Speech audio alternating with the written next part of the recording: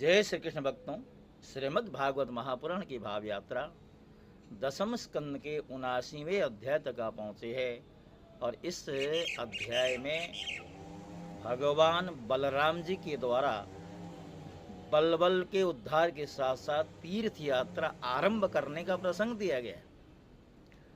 सुखदेव जी कहते हैं कि राजन, पर्व का दिन आने पर भयंकर अंधड़ चलने लगा। जैसा कि ऋषियों ने बलराम जी से निवेदन किया था, एक बलबल नाम का राक्षस है जो हमारे यहाँ पर्वों में जब यज्ञ का कार्य चल रहा होता है तो आकर के यज्ञ में विघ्न उपस्थित करता है।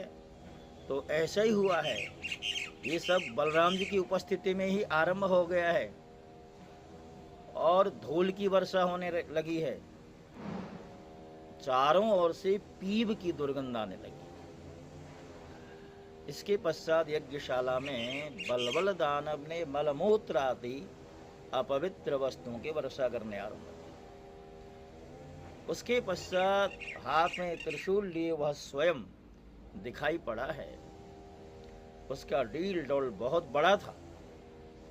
ऐसा जान पड़ता था मानो ढेर का ढेर कालिक इकट्ठा कर दिया गया। उसकी चोटी और दाढ़ी मूछ तपे हुए तांबे के समान लाल लाल थी।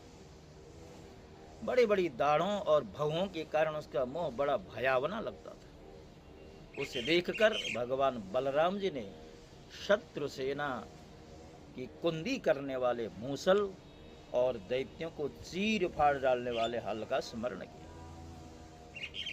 उनके स्मरण करते ही दोनों शस्त्र तुरंत वहां पहुंचे। बलराम जी ने आकाश में विचरने वाले बलबल दैत्य को अपने हल के अग्रभाग से खींचकर उस ब्रह्म द्रोही के सिर पर बड़े क्रोध से एक मूसल कसकर जमाया, जिससे उसका ललाट फट गया और खून उगलता तथा आर्तस्वर से चिल्लाता हुआ धरती पर गिर पड़ा। ठीक वैसे ही जैसे वज्र की चोट खाकर गेरू आदि से लाल हुआ कोई पर्वत गिर पड़ा। नैमिषारण्यवासी महाभाग्यवान मुनियों ने बलराम जी की स्तुति की, उन्हें कभी न व्यर्थ होने वाले आशीर्वाद दिए। और जैसे देवता लोग देवराज इंद्र का अभिषेक करते हैं, वैसे ही उनका अभिषेक किया गया। इसके पश्चात ऋषियों ने बलराम जी को दिव्य वस्त्र और दिव्य आभूषण दिए।